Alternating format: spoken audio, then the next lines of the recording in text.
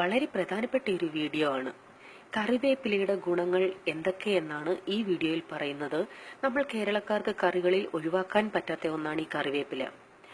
നമ്മളാണ് ഏറ്റവും കൂടുതൽ കറിവേപ്പില ഉപയോഗിക്കുന്നതെന്നാണ് എനിക്ക് തോന്നുന്നത്. പലരും ആഹാരം കഴിക്കുമ്പോൾ കറികളിലോ തോരനിലോ ഒക്കെ ഈ കറിവേപ്പില കിട്ടിയാൽ അത് കളയാനായി സൈഡിൽ മാറ്റി വെച്ചേക്കും, കഴിക്കില്ല.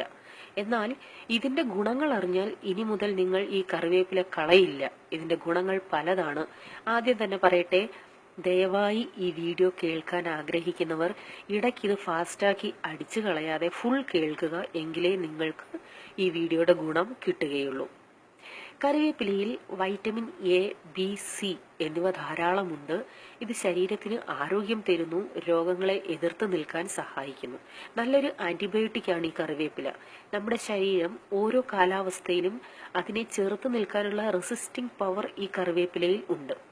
ഇതിൽ ആന്റി ഓക്സിഡന്റ് ഉള്ളതുകൊണ്ട് ബ്ലഡ് സർക്കുലേഷൻ നല്ലതുപോലെ നടക്കുന്നു. അനീമിയ ഉണ്ടെങ്കിൽ അത് മാറാനും ഹൃദയ സംബന്ധമായ രോഗങ്ങൾ ഇല്ലാതാകാനും കൊളസ്ട്രോൾ ഇല്ലാതാകാനും ഒക്കെ നല്ലതാണ് കറിവേപ്പില.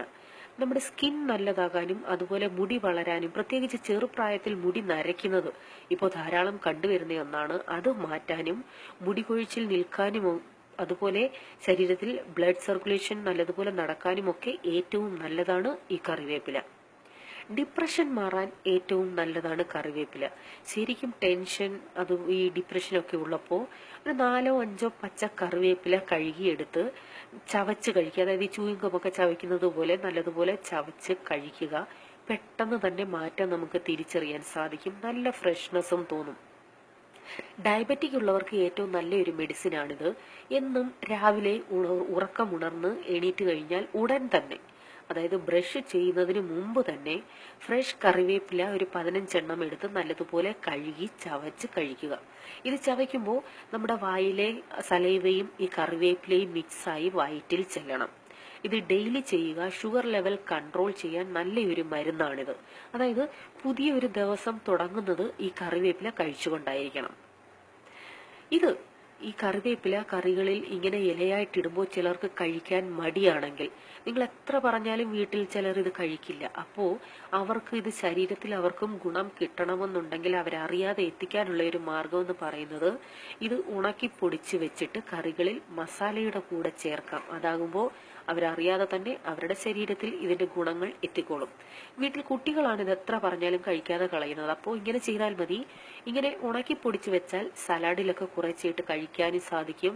പച്ചപോലെ തന്നെ ഗുണം തരുന്നതാണ് ഉണങ്ങിയ കറിവേപ്പിലയും.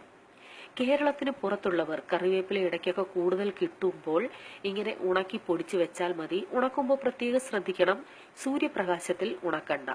അല്ലാതെ തന്നെ റൂമിൽ വിസ്താരമുള്ള പാത്രത്തിലോ തുണിയുടെ മുകളിലോ ഒക്കെ നിരത്തിയിട്ടാൽ 2-3 ദിവസം മതി, നല്ലതുപോലെ ഉണങ്ങിക്കിട്ടും. അങ്ങനെ ഉണക്കിയെടുത്ത് പൊടിച്ചു വെച്ചാൽ മതി. നമുക്ക് എപ്പോ വേണമെങ്കിലും ഉപയോഗിക്കാൻ സാധിക്കും. കഴിവതും എല്ലാ കറികളിലും തോരനിലും അതുപോലെ മെഴുക്കുപുരട്ടികളിലും ഒക്കെ ഈ കറിവേപ്പില ഉപയോഗിക്കുകയും അത് കളയാതെ കഴിക്കാനും ശ്രമിക്കുക. ഇനി പറയുന്നത് വളരെ പ്രധാനപ്പെട്ട ഒന്നാണ്. ഈ കറിവേപ്പിലയിൽ ഫോളിക് ആസിഡ് ധാരാളം ഉണ്ട്. ഫോളിക് ആസിഡിന്റെ കലവറയാണ് കറിവേപ്പില എന്ന് പറഞ്ഞാലും തെറ്റില്ല. കൺസീവ് ആകാൻ, അതായത് പ്രഗ്നൻസി പ്രോബ്ലം ഉള്ളവർ ദയവായി ഇത് ധാരാളം ഉപയോഗിക്കുക. കുട്ടികൾ ഉണ്ടാകാൻ ആഗ്രഹിച്ച് ഹോസ്പിറ്റലുകളിൽ പോയിട്ടുള്ളവർ ഉണ്ടെങ്കിൽ നിങ്ങൾക്കറിയാം, ആദ്യം ഹോസ്പിറ്റലിൽ നിന്നും ഫീമെയിൽസിന് കഴിക്കാൻ തരുന്നത് ഫോളിക് ആസിഡ് കൂടാനുള്ള ടാബ്ലറ്റ് ആണ്. അപ്പോൾ നമുക്കിത് പ്രകൃതിയിൽ നിന്ന് തന്നെ ഫോളിക് ആസിഡ് കിട്ടുന്ന സാധനം നമ്മുടെ കയ്യിലുണ്ട്. അത് മാത്രമല്ല, യൂട്രസ് പ്രോബ്ലംസ്, അതുപോലെ എഗ്ഗ് വളരുന്നില്ല, ഇങ്ങനെയൊക്കെയുള്ള പ്രോബ്ലം ഇല്ലാതാക്കാൻ ഏറ്റവും ബെസ്റ്റാണ് ഈ കറിവേപ്പില. സ്ത്രീകൾ ചെയ്യേണ്ടത് ഇത്രയേ ഉള്ളൂ. നമ്മൾ സാധാ വെള്ളം കുടിക്കാൻ തിളപ്പിക്കുന്നതിൽ കറിവേപ്പില ഇട്ട് തിളപ്പിച്ച് ഡെയിലി ഇത് കുടിക്കുക.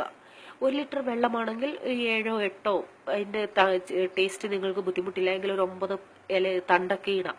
വെള്ളം ചൂടായി ആവി വന്ന ശേഷമേ ഇലയിടാവൂ. അതിനുശേഷം നല്ലതുപോലെ തിളപ്പിക്കുക.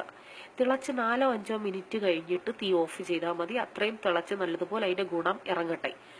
ഇത് തിളപ്പിച്ച് കഴിഞ്ഞിട്ട് അരിച്ചു വെക്കണ്ട. വേറെ ഫ്ലാസ്കിലോ ജഗ്ഗിലോ മാറ്റുന്നുവെങ്കിലും ഈ ഇലയോടുകൂടി തന്നെ മാറ്റാം. അതായത് ആ ഇല അതിൽ കിടന്ന് എത്രയും അതിന്റെ ഗുണം ഇറങ്ങാമോ അത്രയും ഇറങ്ങട്ടെ. ദാഹിക്കുമ്പോഴൊക്കെ ഈ വെള്ളം കുടിക്കുക.